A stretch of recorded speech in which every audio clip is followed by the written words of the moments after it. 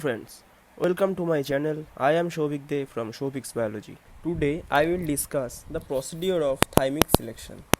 This is the part of immunology. At first we have to know what is thymus.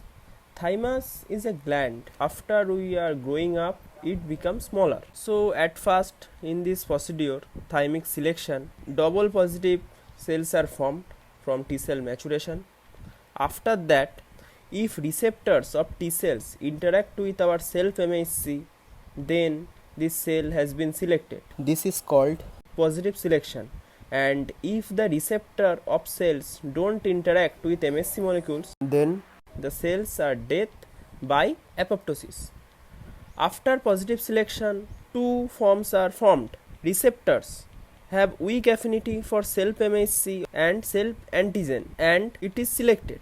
And the cells are dead because receptors have high affinity for self MHC and self antigen.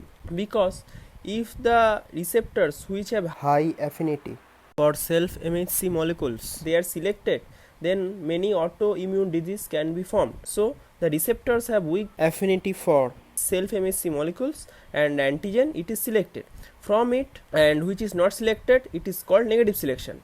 From the selection, two types of cells are formed. T cells are formed which have mainly CD4 plus receptor and CD8 plus receptor. The T cells which shows CD8 plus receptors are mainly cytotoxic T cell or TC cells, and the receptors CD4 plus T cells are called helper T cell or TH cells. So in the procedure of thymic selection, we have to know some terms, which is positive selection, negative selection, which is MHC restriction, and which is self tolerance. So I have completed all of this. One thing, self tolerance. The removes of T cells expressing TCRs that are strongly autoreactive against self antigens and develop self tolerance. This is called self tolerance.